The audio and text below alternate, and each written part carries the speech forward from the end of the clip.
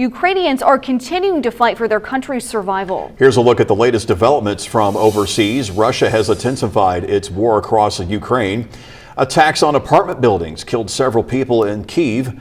Recent satellite and drone images show the Ukrainian military destroyed at least 3 Russian military helicopters. That's at the Kherson airport in southern Ukraine. President Joe Biden is expected to provide more assistance to Ukraine today. The help would include an additional $800 million in security assistance. Ukraine's President Vladimir Zelensky is set to address Congress later this morning in a virtual speech. You can watch his address right here on WTHI-TV.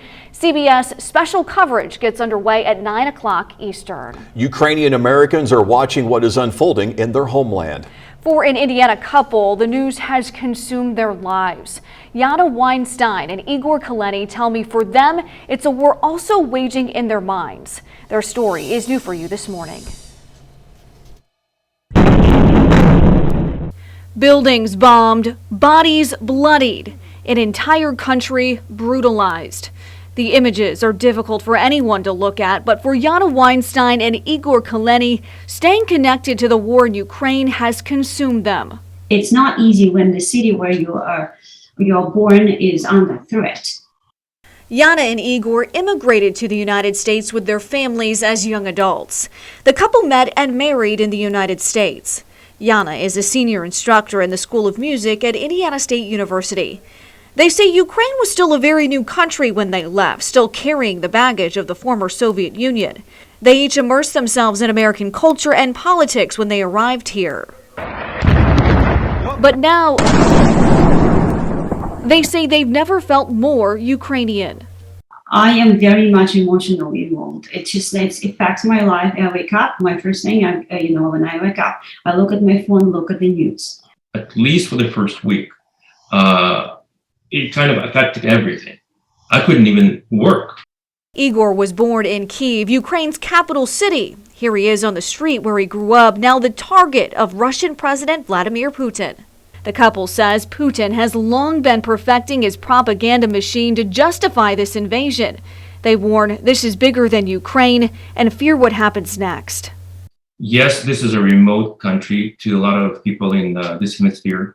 But people in Ukraine are fighting for actually freedoms of the entire world. They have a right to have their own country, and that's why everybody is fighting. Meanwhile, Ukrainian Americans like Yana and Igor are left to watch and search for ways to send aid to their former home.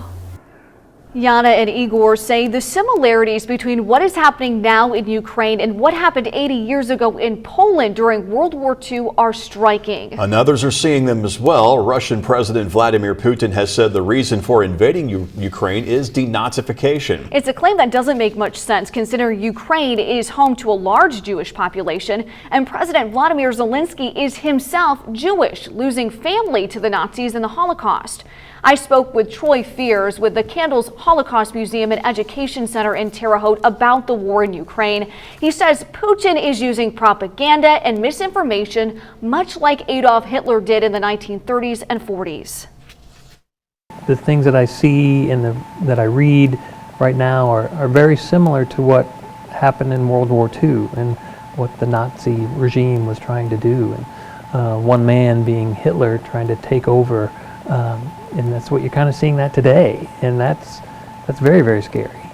It's also concerning for Jewish people around the world and right here in the Wabash Valley. That's right. They've been watching closely as the refugee crisis in Europe explodes. We spoke with the leader of the local United Hebrew congregation about fears history could be repeating itself in more ways than one.